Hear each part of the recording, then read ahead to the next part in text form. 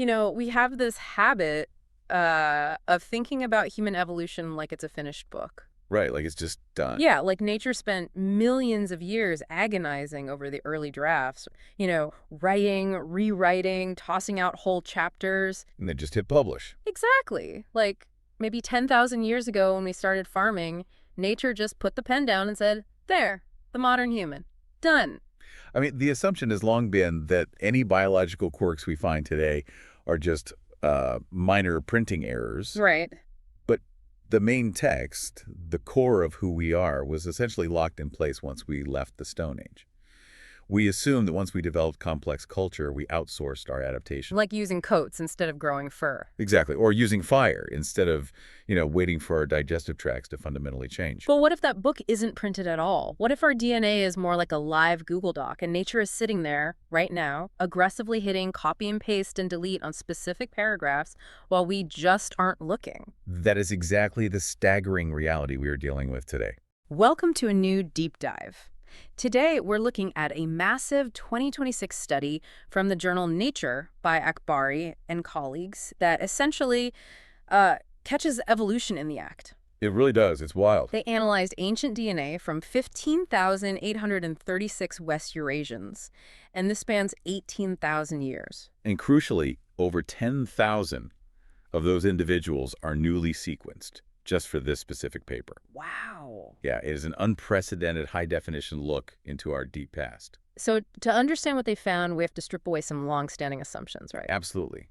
For decades, the scientific consensus was that rapid species-wide genetic changes, what evolutionary biologists call classic hard sweeps, were incredibly rare in recent human history. We thought our biology was basically static for the last 10 millennia. Right. But this paper flips that entirely on its head. By looking directly at an 18,000-year timeline of human DNA, the researchers found that hundreds of alleles, which are just variants of specific genes, have been subjected to incredibly strong directional selection.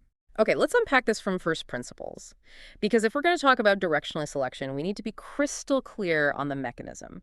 How does nature actually select a direction? So directional selection is essentially an environmental filter. Imagine a specific genetic trait naturally appears in a population. Let's say it's a slight metabolic tweak that helps you extract more calories from grain.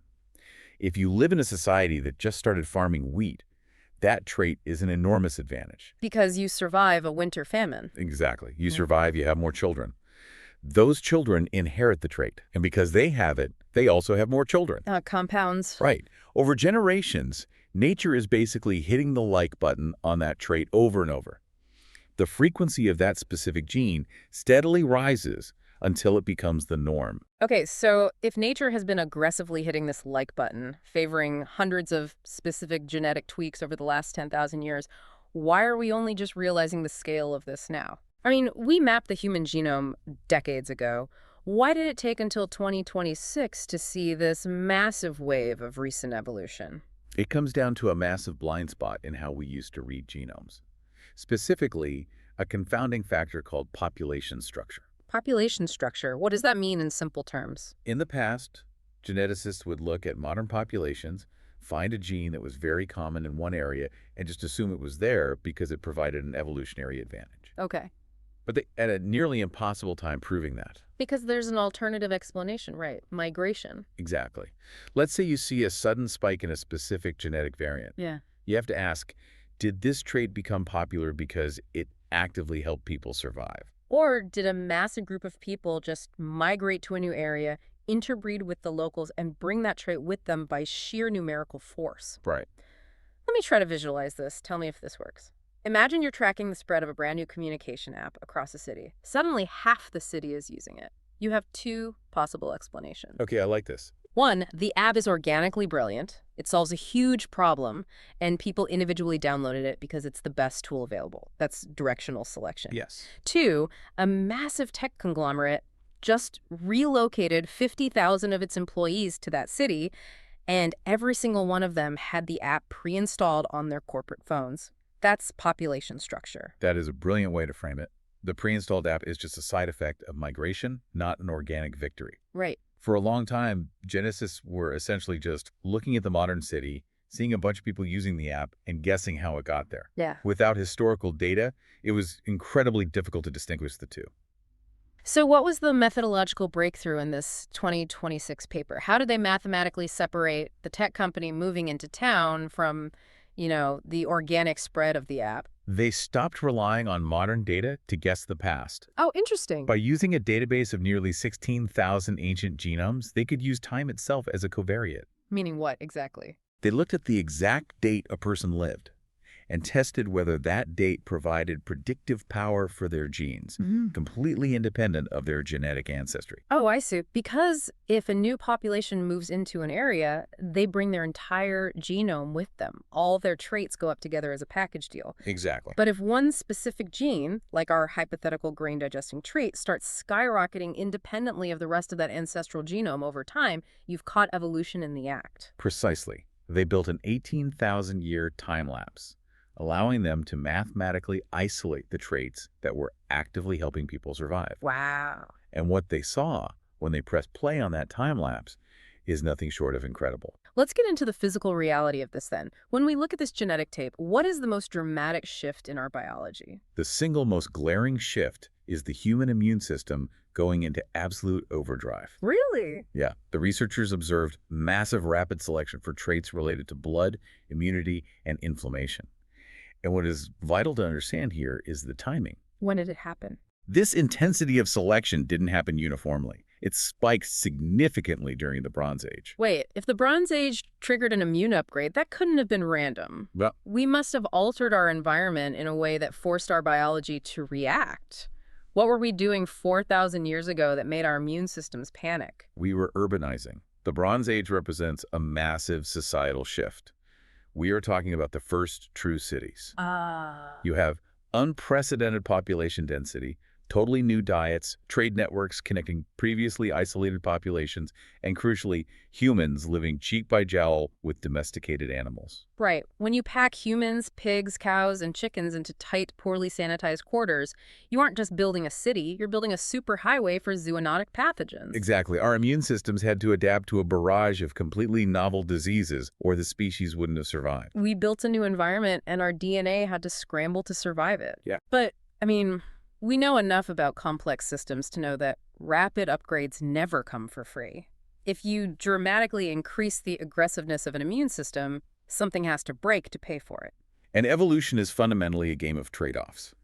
Upgrading the immune system had a severe, lingering cost, which is autoimmune diseases. Oh, wow. Yeah. This paper reveals that the major genetic risk factor for celiac disease, which is a severe autoimmune reaction to gluten, surged from near 0 to roughly 20% in the past 4,000 years. In evolutionary terms, 4,000 years is just the blink of an eye. It is shockingly fast. Yeah. And it wasn't just celiac. A gene strongly linked to multiple sclerosis risk absolutely skyrocketed during the exact same period. Wait, nature was intentionally selecting for genetic variants that today we associate with debilitating chronic conditions? Yeah. Why? Why would nature actively promote a gene that causes the body to attack itself? Because nature doesn't care about your long-term comfort. It cares about you surviving long enough to reproduce. Right, survival of the fittest. The specific variants of these genes that increase autoimmune risk also happen to be incredibly efficient at recognizing and fighting off deadly microorganisms. It's a brutal evolutionary calculation. It's like overclocking a computer processor. How so? You force the chip to run at double its intended speed so it can handle a massive immediate workload. In this case, Bronze Age plagues. Right. It gets the job done, but the system runs so hot that it inevitably damages its own hardware over time. That is the perfect metaphor. The hardware damage is the autoimmune disease. Nature accepts a 20% rate of celiac disease if that exact same gene variant stops your entire village from dying of a novel infectious disease before they can have children.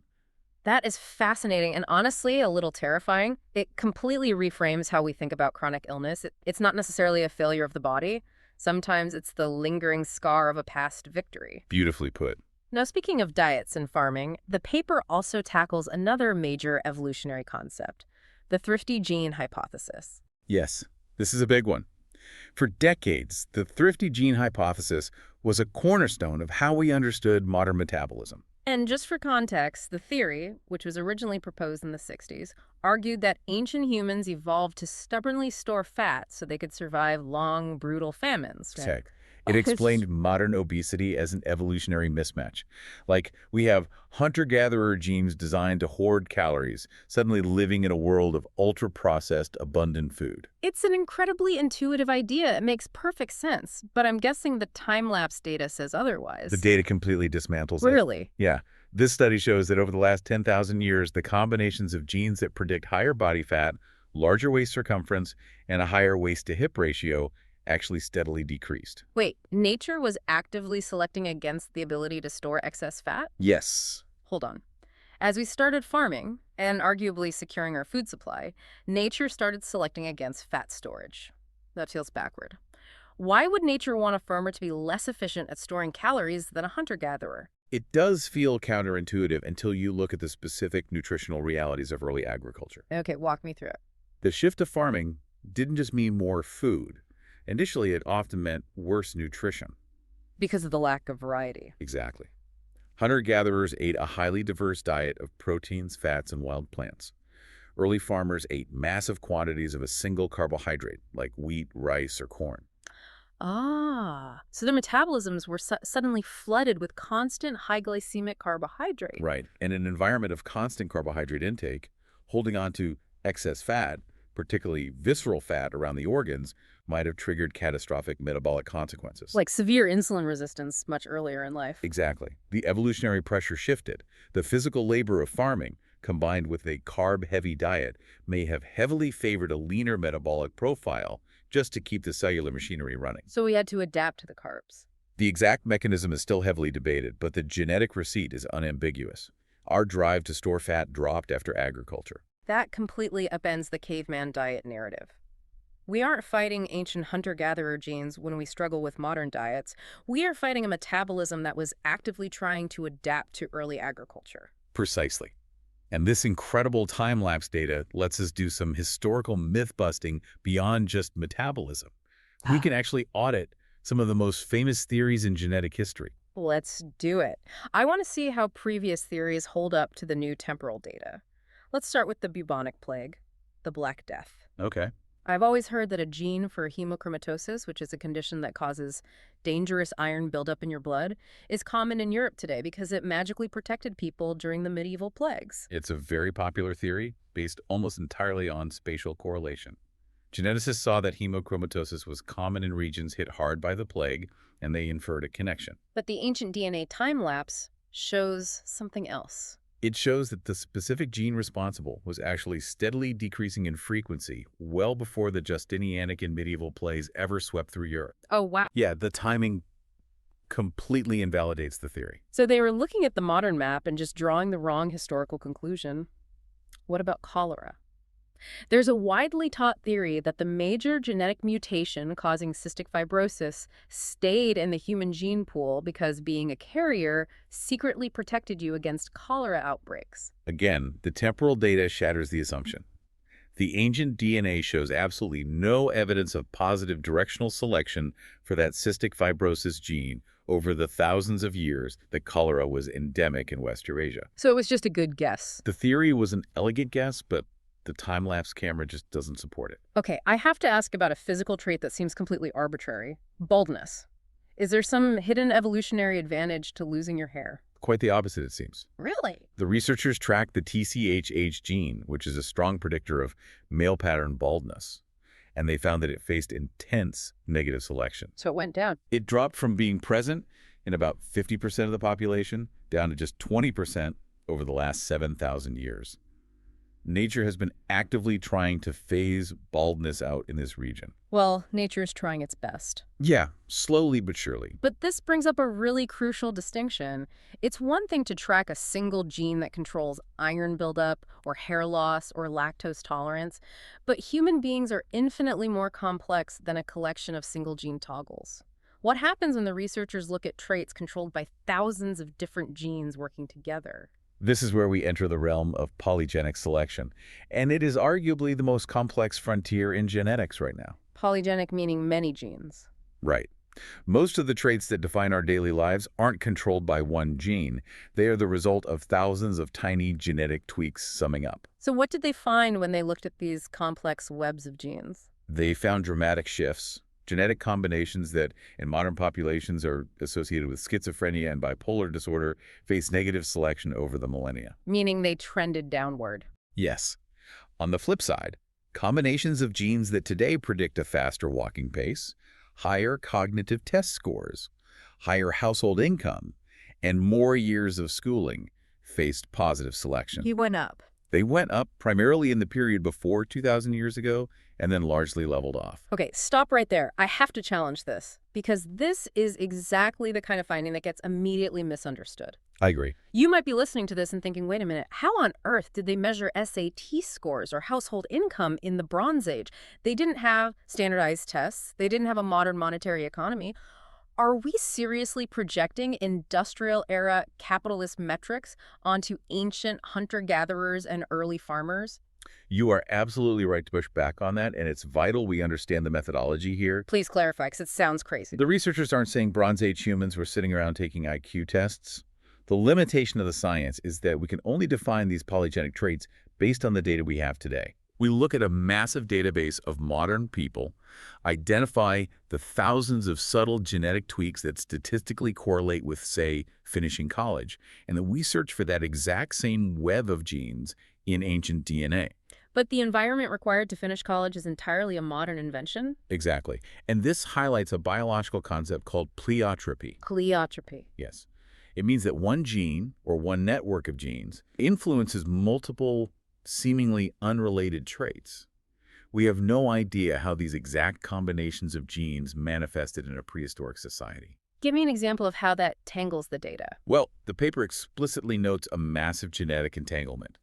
The exact same complex web of genes that drives down the risk for type 2 diabetes is highly genetically correlated with the genes linked to cognitive test scores and income today. Ah, okay, the pieces are clicking together. Yeah. So thousands of years ago, early farmers radically changed their diets. They were eating tons of grain. Nature urgently selects for a complex web of genes that regulates insulin and prevents diabetes. Then, 5,000 years later, you put descendants with those exact same insulin-regulating genes into a modern society with schools and desk jobs, and suddenly that specific biological wiring happens to make them slightly better at focusing on a standardized test. That is an incredibly plausible scenario. It's a profound reminder not to fool ourselves by reading history backward. It's like finding a hammer in an ancient toolbox and assuming they used it to build rockets. Exactly. We know the genes change directionally. The mathematical proof is there. Ah. But assuming that nature was selecting for intelligence or wealth in 4000 BCE is a massive leap. Right. Nature was likely selecting for metabolic efficiency or disease resistance, and those same underlying neurological and physical structures just happen to interact with the modern world in a way we categorize as academic success. It's a beautiful, messy reality. Biology isn't engineering. It's a series of desperate improvisations. Which brings us to the ultimate takeaway here.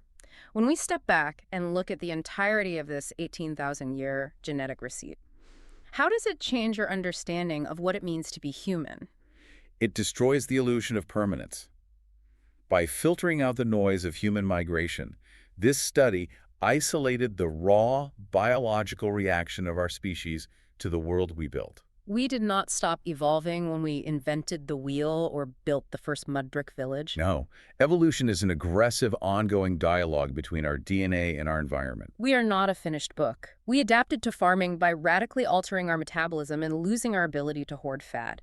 We adapted to living in dense, animal-filled cities by overclocking our immune systems, suffering through terrible autoimmune diseases just to survive the pathogens we created. The edits to our genetic code are brutal, and they're constant. And humans are the ultimate environmental engineers. We are constantly changing the parameters of our own biological tests. Which leaves a chilling realization. Yeah. If the invention of farming and the early primitive urbanization of 10,000 years ago was enough to profoundly and physically alter the human genome, literally rewiring our immune systems, our digestion, and our brains in just a few millennia, what on earth is our current environment doing to us right now? Oh, wow. The environmental pressure hasn't stopped.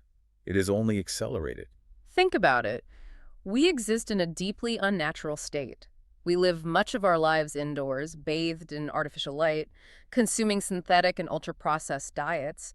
We aren't fighting cholera or living with livestock in our living rooms, but we are facing unprecedented psychological stressors, novel chemicals, and a completely sedentary existence. Exactly. If our biology scrambled to adapt to the Bronze Age, what paragraph is nature aggressively rewriting today? What trait is quietly surging through the population right under our noses? The time-lapse camera is still recording. The genetic ledger is being updated with every generation. We just won't be around to see the results. A terrifying and awe-inspiring thought. Keep questioning the assumptions, and we'll see you on the next deep dive.